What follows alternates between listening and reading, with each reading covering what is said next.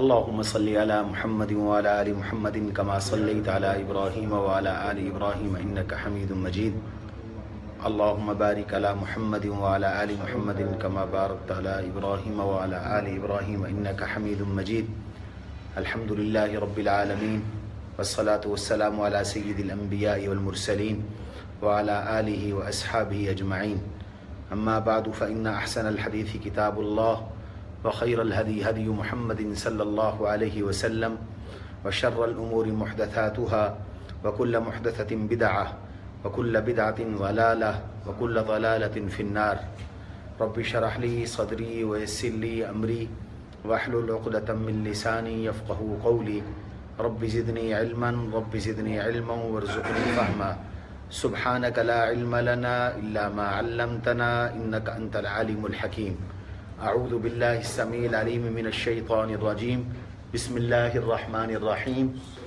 واتل عليهم نبأ ابني آدم بالحق إذ قربا قربانا فتقبل من أحدهما ولم يتقبل من الآخر قال لأقتلنك قال إنما يتقبل الله من المتقين لئن بسطت إلي يدك لتقتلني ما أنا بباسط يدي إليك لأقتلك إني أخاف الله رب العالمين.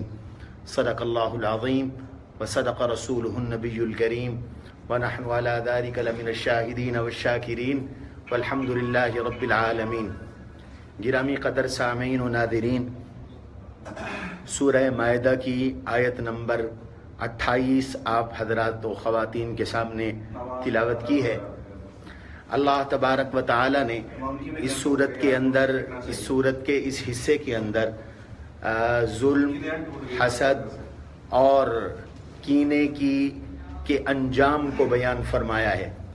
حسد، ظلم اور کینہ ایسی روحانی امراض ہیں اور ایسی بری صفات ہیں کہ جن سے انسانیت اور معاشرہ بہت بری طرح سے متاثر ہوتا ہے. سب سے پہلے ہم آیات کا ترجمہ کریں گے. اللہ تعالیٰ نے فرمایا رحمت عالم صلی اللہ علیہ وسلم کو خطاب فرما کر وَاتْلُ عَلَيْهِمْ نَبَأَ ابْنَيْ آدَمَ بِالْحَقِّ، آپ ان کو حضرت آدم علیہ السلام کے 2 بیٹوں کی کہانی پڑھ سنائیے، ٹھیک ٹھیک کر کے بیان کر کے بتائیے اور پوری بیان کیجئے. اور وہ کہانی کیا ہے؟ اذ قربا قربانا فتقبل من احدهما ولم يتقبل من الآخر، جب 2 آدم علیہ السلام کے 2 صاحبزادوں نے قربانی کی تو ان میں سے ایک کی قربانی قبول ہوئی اور دوسرے کی قربانی قبول نہ ہوئی. اللہ تعالیٰ نے ان دونوں کی قربانی کا ذکر کرنے کے بعد ایک جملہ ارشاد فرمایا. ان میں سے ایک نے اس پر یہ کہا، یعنی جس کی قربانی قبول نہیں ہوئی اس نے اس سے کہا کہ جس کی قربانی قبول ہوئی لَأَقْتُلَنَّكَ، میں تو آپ کو قتل کروں گا، میں آپ کو جان سے مار دوں گا. اللہ نے فرمایا انما يتقبل اللہ من المتقین، جس کے قتل کا ارادہ ہوا، جس کی قربانی قبول ہوئی، اس نے کہا کہ بھائی میرا اس میں کوئی قصور نہیں، اللہ نے قبول فرمایا اور اللہ تقوی والے لوگوں کی قربانی قبول کیا کرتے ہیں.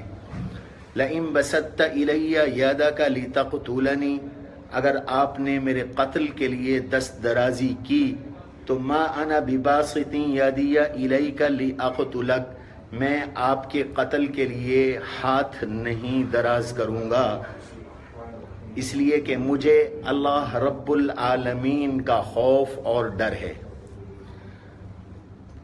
احادیث میں اس واقعے کی تفصیل یوں بیان کی گئی ہے کہ اللہ تعالیٰ نے ہر شریعت کے احکام مختلف رکھے اور مختلف مقرر کیے. حضرت آدم علیہ السلام کی شریعت کے جو احکام تھے، چونکہ نسل انسانی کا پھیلاؤ مقصد تھا تو حضرت آدم علیہ السلام کی اولاد یوں ہوتی تھی کہ سیدہ حوا کو ایک بطن سے، ایک پیٹ سے اللہ 2 بچے عطا فرمایا کرتے تھے. ایک میل اور ایک فیمیل، ایک بچہ ہوتا تھا اور ایک بچی ہوا کرتی تھی۔ پھر جب دوسری بار حمل کا استقرار ہوتا تو پھر بھی اسی طرح ہوتا۔ قانون شریعت آدم علیہ السلام یہ تھا کہ ایک بطن کے بچے کا نکاح دوسرے بطن کی بچی کے ساتھ اور دوسرے بطن کے بچے کا نکاح پہلے بطن کی بچی کے ساتھ کیا جاتا تھا۔ یہ حضرت آدم علیہ السلام کی شریعت کا قانون تھا۔ اس قانون کی بنیاد پر رشتے قائم ہوتے تھے اور نکاح کیے جاتے تھے۔ حضرت سیدنا آدم علیہ السلام کے دور میں ایک بطن سے جوڑا پیدا ہوا، اس میں جو بیٹا پیدا ہوا اس بیٹے کا نام قابیل تھا، اس کے ساتھ اس کی ایک بہن پیدا ہوئی، یہ نہایت حسین و جمیل اور خوبصورت تھی۔ اور دوسرے بطن سے بھی جوڑا پیدا ہوا، اس بطن سے جو جوڑا پیدا ہوا اس میں جو لڑکا تھا اس کا نام حابیل تھا، اور اس کے ساتھ جو بہن تھی وہ ذرا شکل اور صورت میں کم خوبصورت تھی، اور شکل و صورت کے لحاظ سے وہ ذرا گویا کہ بہت زیادہ حسین نہیں تھی۔ قانون شریعت آدم علیہ السلام کے مطابق حابیل کی بہن کی شادی قابیل سے ہونی تھی، اور قابیل کی بہن یعنی قابیل کے ساتھ پیدا ہونے والی بچی کا نکاح حابیل سے ہونا تھا۔ حضرت آدم علیہ السلام کے یہ دو بیٹے بڑے ہو گئے، جوان ہو گئے، ان کی شادیوں کا مرحلہ اور شادیوں کا موقع آیا تو قابیل بگڑ گیا۔ قابیل نے کہا کہ میری بہن حسین و جمیل ہے، خوبصورت ہے، اور حابیل کی بہن بدصورت ہے تو وہ بھی آدم علیہ السلام کی بیٹی اور یہ بھی آدم علیہ السلام کی بیٹی، میں حابیل کی بہن سے نکاح نہیں کروں گا، میں قابیل نے کہا کہ میں اپنی حقیقی بہن سے جو میرے ساتھ پیدا ہوئی میں اس کے ساتھ نکاح کروں گا۔ حضرت آدم علیہ السلام نے اسے بہت سمجھایا کہ ایسا کرنا اللہ کے قانون میں جائز نہیں، درست نہیں، شریعت کے قانون کے خلاف ہے، لیکن قابیل بگڑ گیا اور ضد پہ اتر آیا، اس نے کہا نہیں میں تو نکاح اسی سے ہی کروں گا۔ حضرت آدم علیہ السلام نے دونوں سے فرمایا کہ تم دونوں قربانی کرو، جس کی قربانی اللہ کے دربار میں قبول ہو گئی تو اس کی بات مان لی جائے گی۔ حضرت آدم علیہ السلام کے بیٹے قابیل ان کا جو روزگار تھا وہ کھیتی باڑی تھی، اور حابیل کا جو روزگار تھا وہ غلہ بانی تھی، وہ جانور پالا کرتے تھے، فارمنگ کیا کرتے تھے جانوروں کی۔ حابیل قربانی کے لیے ایک بہترین قسم کا دمبا لائے، اور حابیل قربانی کے لیے چند خوشے گندم کے لے کے آئے جو ناقص اور ادھورے اور چھوٹے تھے، اور ان میں جو بڑا خوشہ تھا اس نے اس خوشے کو خود استعمال کر لیا، کھا لیا، اور جو ناقص قسم کے خوشے تھے وہ قربانی کے لیے لے گیا۔ روایات میں آتا ہے حضرت آدم علیہ السلام اور حابیل و قابیل تینوں پہاڑ پر چلے گئے۔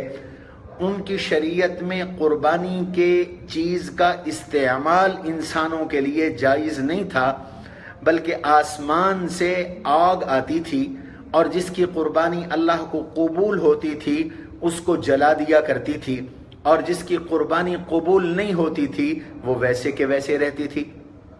روایات میں آتا ہے آسمان سے آگ آئی تو قابیل کی قربانی کو اس نے کچھ بھی نہ کیا، اور حابیل کی قربانی اللہ کے ہاں قبول ہو گئی اور وہ جل گئی۔ جب قربانی حابیل کی منظور ہوئی تو حابیل کی حسب وعدہ بات بھی مانی جانی تھی، اور وہی اللہ کا حکم تھا، وہی اللہ کے نبی کا حکم تھا، وہی شریعت کا قانون تھا، وہی دین کا اصول اور قانون تھا۔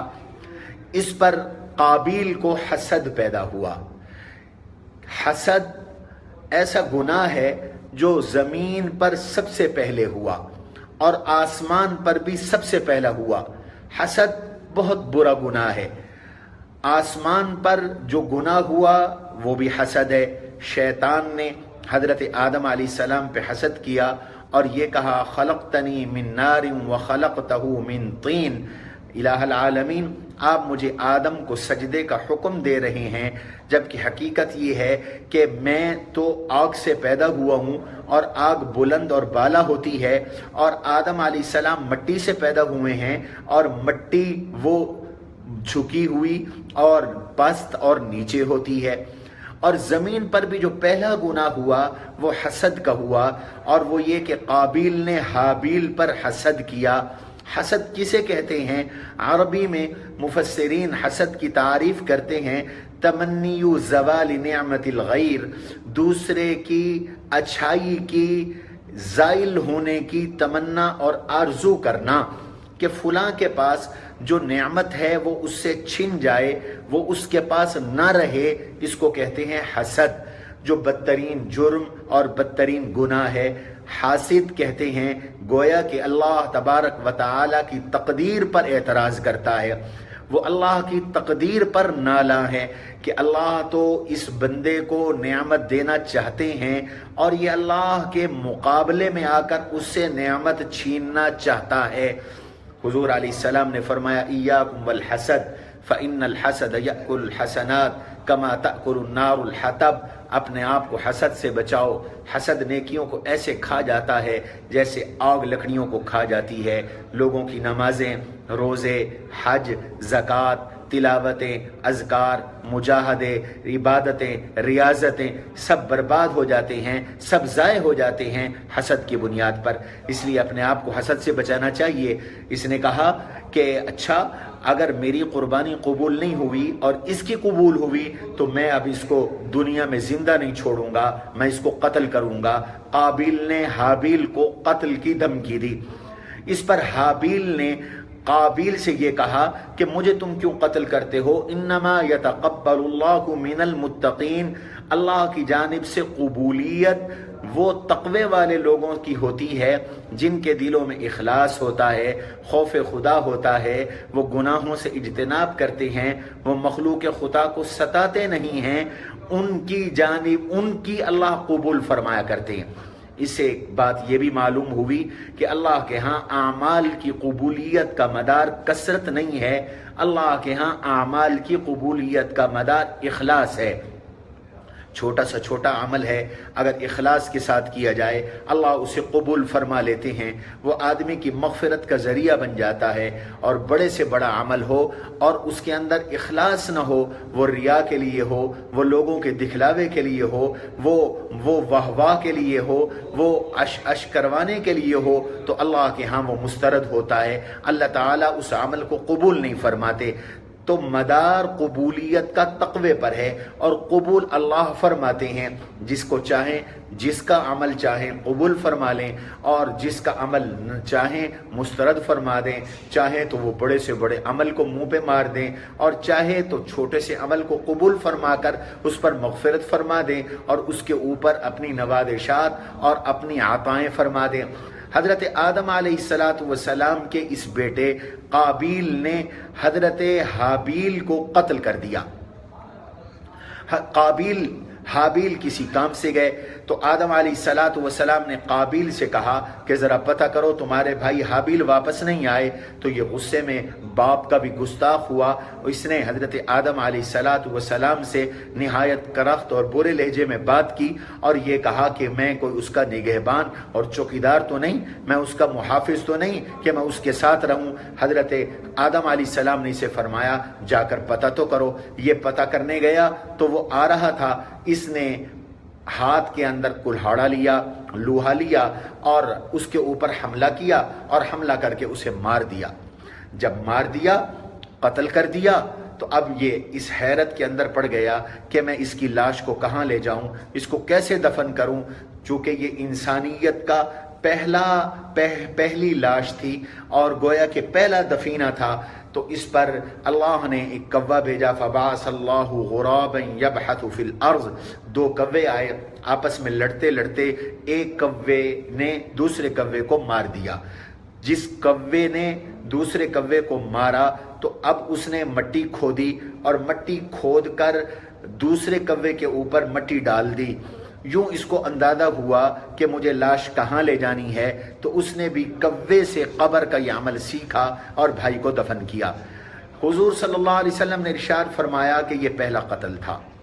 اب دنیا میں جتنے بھی قتل ہوتے ہیں اس کا گناہ اس پہلے قاتل قابیل کو ہوگا، لِأَنَّهُ أَوَّلُ مَنْ سَنَّ الْقَتْلِ، کیونکہ یہ پہلا وہ انسان تھا جس نے قتل کیا، یہ پہلا وہ شخص تھا جس نے قتل کیا۔ اس کو تمام قیامت تک ہونے والے قتلوں کا گناہ ہوگا۔ آج کے درس کا مختصر درس کا حاصل اور خلاصہ یہ نکلا کہ حسد آدمی کو بڑے جرائم کے ارتکاب پر ابھارتا اور آمادہ کرتا ہے۔ اس قتل کا سبب اور ذریعہ حسد بنا، اگر حسد نہ ہوتا تو یہ قتل نہ ہوتا، اور حسد کا ذریعہ ناجائز محبت بنی، غلط عشق بازی بنی، حسن پرستی بنی اور اپنی منمانی بنی۔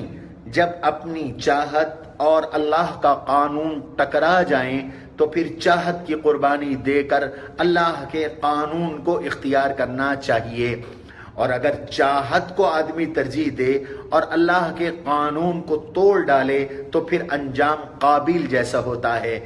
حضرت آدم علیہ السلام اس بیٹے کی جدائیگی میں اور اس قتل پر برسہا برس تک روتے رہے، اور نیل پڑ گئے اور آنسو بہاتے رہے اور برسہا برس تک روتے رہے اس بیٹے کی جدائیگی میں اور دوسرے بیٹے کے گناہ پر اور دوسرے بیٹے کے قتل پر۔ تو حسد بھی حرام، ظلم بھی حرام، ناجائز محبت کا اظہار اور محبت کرنا بھی حرام، شریعت کی حدود کے اندر جائز۔ اللہ تبارک و تعالی ہم سب کو ان احکام کی پاسداری کی توفیق نصیب فرمائے۔ وما علینا الا البلاغ المبین۔